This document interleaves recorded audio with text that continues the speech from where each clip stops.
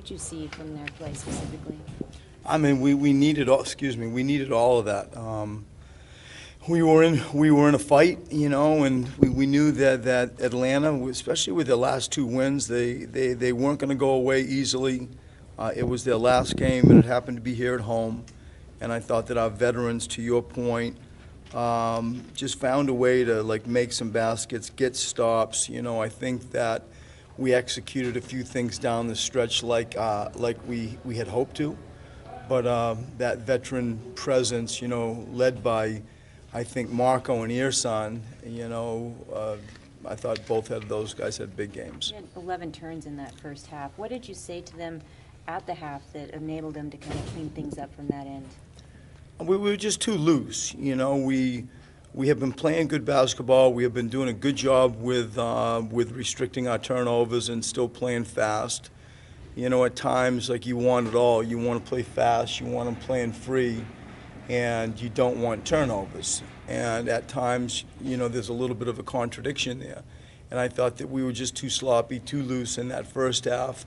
We ended up with 29 assists. I thought that was a good number. That's a big number. But the first half, I thought we were too sloppy. We saw Ben have to walk off the court briefly when he was assessed that technical. That's something to kind of calm himself down. That's something we don't see often from him. I only saw it out of the corner of my eye, and I just, flipped around and started coaching again. I'll learn more, I'm sure, later. How concerned are you about Dario? I mean, we're always concerned. It's not a sort of a ideal time of year to lose a starting player, the first play of the game. And, again, we were a man down. Now you're two men down. We had some practice playing without Dario, for I think it was a stretch of 3 games. We tried a bunch of different things. We ended up sort of looking at a small ball type game. I think it helped our 3-point percentage. But not having Dario tonight hurt us, and we'll learn more about his status later, I assume, when we get back into Philadelphia. I realize you've got one more game left in the regular season, but how important is it to finish up as strongly as you have been the last few weeks? I mean, we have momentum. We broke a club record tonight with our 15th win in a row. And it's not like we're a young club. We are an old club with a tremendous amount of culture and a tremendous amount of history. And taking that type of momentum into the playoffs is important. It doesn't guarantee anything, but it certainly lets you feel like you've been doing the right things. The team has been fantastic. We got one more game that we understand the opportunity that we have going back tomorrow to play at home against the Milwaukee Bucks.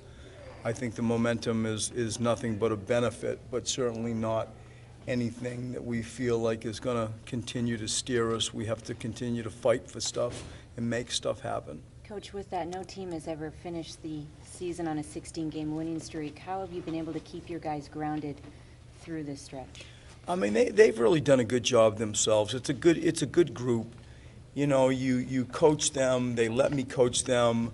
There's a high level of accountability of what we want to get done. The locker room has tremendous presence with some veterans that are good people. It's a really simple group to coach, and it's a prideful group to coach. And I think because we have sort of stuck to something from day one, it's not like we're making stuff up. They understand exactly what we want and what our standards are and how we want to play and what our defensive rules are. It's not a mystery. And I think that, I love my assistant coaches. The locker room has been fantastic. And the momentum and, just coaching this group really has been quite easy. Did you see this coming, Coach, at the beginning of the season? Did you think you'd be in the playoffs? Well, it was the first sentence out of my mouth, much to the dismay at times of people in our organization, like we were putting ourselves maybe out there a little too quick. I didn't feel comfortable not owning that. I wanted to own it. I felt, and I've said this to the Philadelphia media, that it was gutless. Otherwise, I felt like if Joel could stay healthy, that we had a real chance. Why else are we here? It gets to a point where we've built enough, we've built long enough, even though we're young. And that was before we knew Markel's situation, where we really didn't play much NBA basketball this year. I thought it was important, to draw that type of line in the sand and own it. And the players were great. We all bought in. And in many ways, you could use it as a standard when you would talk to the guys and say, you know, this is above the line, that's below the line. That is not of playoff standard. And I hope that we used it wisely. Coach, how pleased with the resiliency of your team, considering all the injuries you guys have had to face over the year? What does it make you feel now to 50 games and back in the playoffs? Well, it's a statement to the locker room. It makes us feel good. We all are greedy. We want more. I want more. I tell my team that all the time. Like, this is when the fun begins. And we have a real opportunity that we don't want to let slip tomorrow, where we can control our own destiny. We're not a prisoner to other people's events. We control our own destiny. And that in itself is rare and not to be taken for granted. And the locker room has heard me, and they're great. They understand that. The injuries that we've had to go through to end up here, and we don't know Dario's situation. Obviously, Joel will not be with us. We'll find a way to keep moving us forward. And I got a lot of faith in that locker room that they will come up with answers.